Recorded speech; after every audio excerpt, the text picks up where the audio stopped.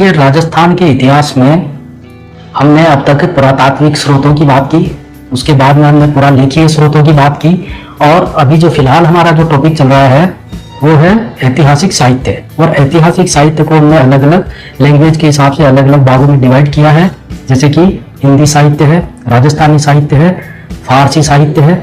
देखिए, राजस्थानी साहित्य में देखिए हमने ख्यातों की बात की, रासों की बात की, और आज हम जो बात कर रहे हैं कुछ वचनिकाएं और कुछ वार्ताएं, इनके बारे में हम आज बात करेंगे, जो कि काफी इंपॉर्टेंट है। देखिए, राजस्थानी साहित्य में हजारों की संख्या में हमें ग्रंथ मिले हैं, उनमें से कई ग्रंथ जो है वो वचनिका और वार्ताएं हैं, ठीक है। और इन्हीं वार्ताओं और वचनिकाओं से हमें राजस्थानी संस्कृति जो है वो विशेषकर, देखिए और भी कई जानकारी, सामाजिक जानकारी, राजनीतिक, प्रशासनिक, इस तरह की धार्मिक जानकारी, आर्थिक जानकारी हमें लगभग सभी ग्रंथों से मिलती है, लेकिन वचनिकाओं से और वार्ताओं से हमें विशेषकर सांस्कृतिक जानकारी जो है उनसे प्राप्त होती है।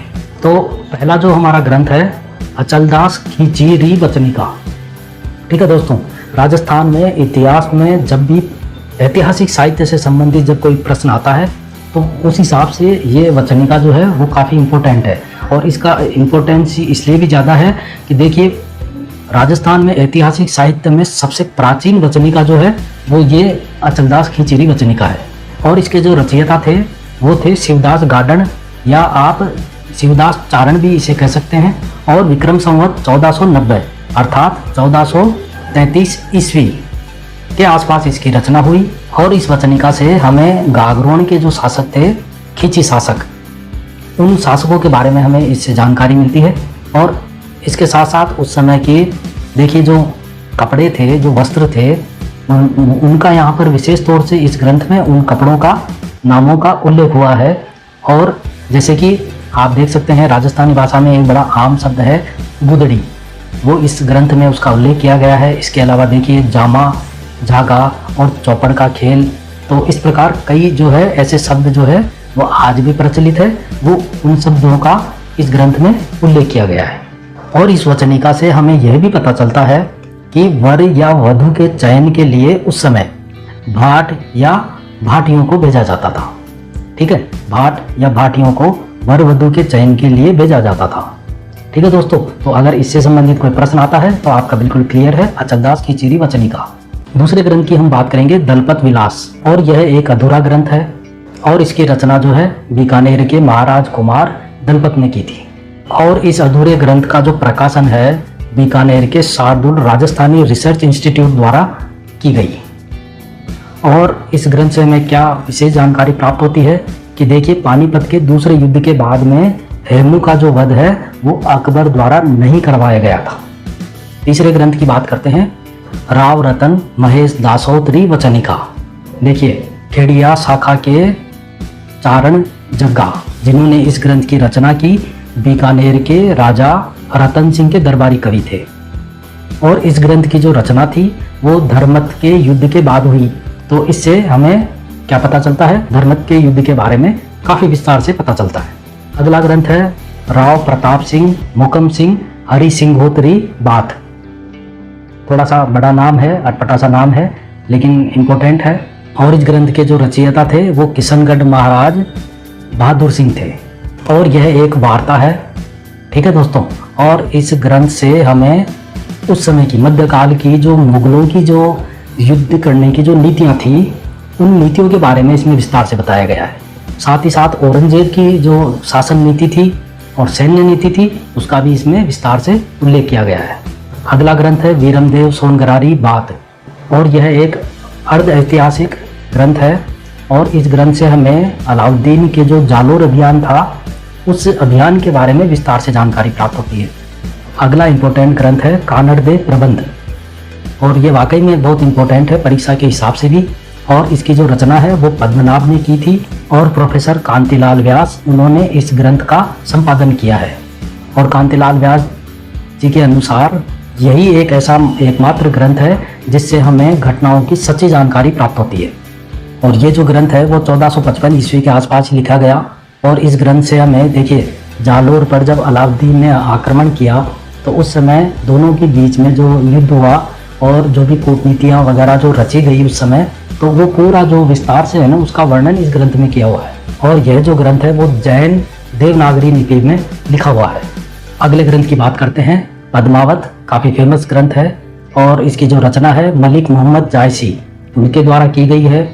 और आपको याद होगा कि पिछले दिनों इसके ऊपर एक मूवी भी बनी थी जिस पर काफ़ी जो है बवाल हुआ। देखिए दोस्तों, बवाल होना लाजमी था, क्योंकि देखिए फिल्म जो बनी गई उसमें कई बातें जो है वो पद्मावत जो ग्रंथ है उसमें से ली गई। और पद्मावत ग्रंथ जो है उसको इतिहासकार जो है वो ज़्यादा प्रामाणिक नहीं मानते हैं, क्योंकि इसमें देखिए जो एक घटना होती है उस घटना में जैसे कि नमक मिर्च लगा के उसको मसालेदार रूप उसको दिया जाना, ठीक है, उस तरह से इस ग्रंथ में किया हुआ है। पद्मिनी के बारे में, पद्मिनी से संबंधित जो भी कुछ घटनाएं थी उनको काफ़ी बड़ा चढ़ा के रोचक अंदाज देने के लिए उसे काफ़ी इसमें फैंटेसी टाइप का ये ग्रंथ जो है वो लिखा गया है, जो कि एक काल्पनिक स्टोरी की टाइप का महसूस होता है। ठीक है दोस्तों, तो उसके ऊपर जब ये एक मूवी बनी तो ये स्वाभाविक है कि जो राजपूत समाज के लोग थे वो काफ़ी इससे नाराज हुए। ठीक है दोस्तों, तो यहाँ पर जो है इसके रचयिता मलिक मोहम्मद जायसी। अगला ग्रंथ आता है सूरज प्रकाश।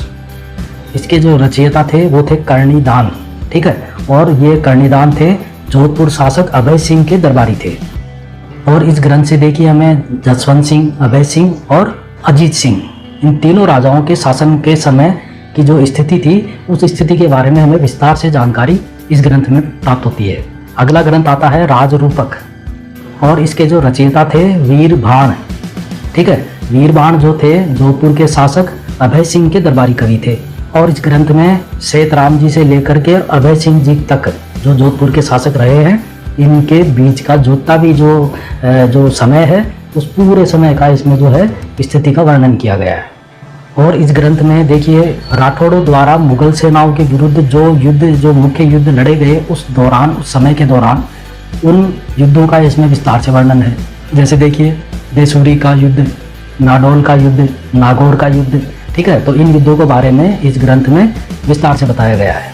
और देखिए इन युद्धों में जो मैंने अभी बताए देसूरी, नाडोल और नागौर का युद्ध, इनमें देखिए जैता, सुजा, हरनाथ और गिरधारी, ये जो वीर थे जिन्होंने मतलब काफ़ी वीरता से, काफ़ी शौर्य का इन युद्धों में परिचय दिया, इनके बारे में भी, इनके शौर्य के बारे में भी इस ग्रंथ में विस्तार से बताया गया है।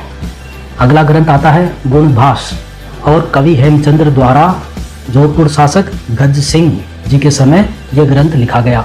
महाराज गज सिंह जो जोधपुर के शासक थे वो अपने प्रभाव को और अपने शक्ति को बनाए रखने के लिए जिन जिन शक्तियों का उन्होंने प्रयोग किया, जो उन्होंने प्रयास किए अपने प्रभाव को बचाने के लिए और बढ़ाने के लिए, उन प्रभावों और प्रयासों का इसमें वर्णन किया गया है।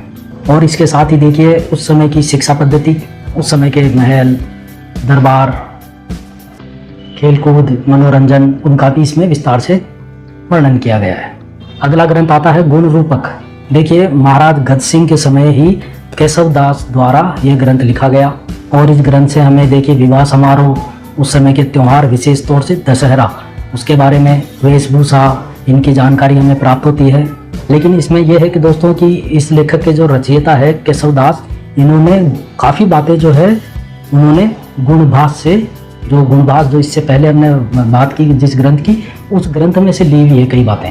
ठीक है दोस्तों, अगला ग्रंथ आता है राजविलास, जो भी परीक्षा की दृष्टि से काफ़ी महत्वपूर्ण है।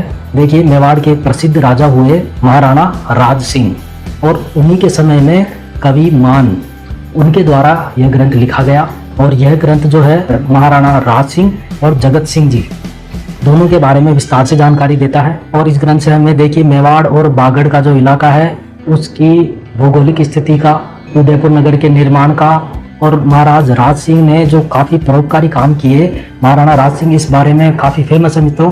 उन्होंने जनता की भलाई के लिए, विशेष तौर से जब उस समय जब अकाल पड़ा तो महाराणा राज सिंह जी ने लोगों के उद्धार के लिए, लोगों के जीवन यापन के लिए उन्होंने बहुत से उस समय काम करवाए, जिनमें से एक फेमस काम रहा राजसमंद झील का निर्माण करवाना। ठीक है दोस्तों, तो उन सभी कार्यों का भी यहाँ पर इस ग्रंथ में अच्छी तरह उल्लेख किया गया है। तो ये हो गए कुछ महत्वपूर्ण ग्रंथ। और अभी हमने जो बात की वो जोधपुर और मेवाड़ की बात की, लेकिन इसके अलावा भी देखिए और भी कई ग्रंथ हैं, जैसे रणथंभौर। तो रणथंभौर में एक नाम बहुत फेमस आता है, जब भी रणथंभौर की हम बात करेंगे इतिहास में तो महाराणा हम्मीर का नाम जरूर आता है। और हम्मीर के ऊपर ही काफ़ी ग्रंथ भी लिखे गए हैं जो आप इधर लिस्ट में देख सकते हैं। ये परीक्षा की दृष्टि से काफ़ी इंपॉर्टेंट है, और भी अन्य ग्रंथ इधर यहाँ पे दिए हुए हैं। ठीक है दोस्तों, तो आप इनको एक बार देख लीजिए, इम्पोर्टेंट है।